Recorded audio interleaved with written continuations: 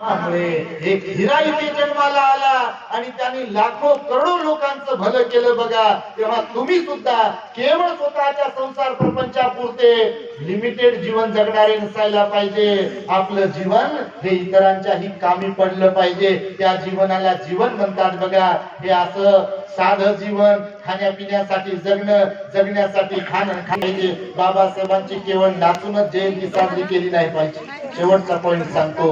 गावाकडे मला माहिती आहे असे फार लोक असतात की त्यांना वाटते डीजे लावला जयंतीला आणि काहीतरी पिऊ पिऊ नाचलो की बस जणू काय बाबासाहेबांवरच आम्ही उपकार केले.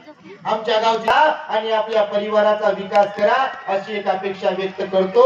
आणि जाता जाता बाबासाहेबांचं एक सुंदर गाणं तुमच्यासाठी सादर करतो. थोडस सोन्याचा धूर निघतो झोपडीत माझ्या, मजला सलाम करतो तो दिल्लीचा राजा, मजला सलाम करतो तो दिल्लीचा राजा. भीमलेखनीची धार क्रांतीची झाली तलवार, क्रांतीची झाली तलवार.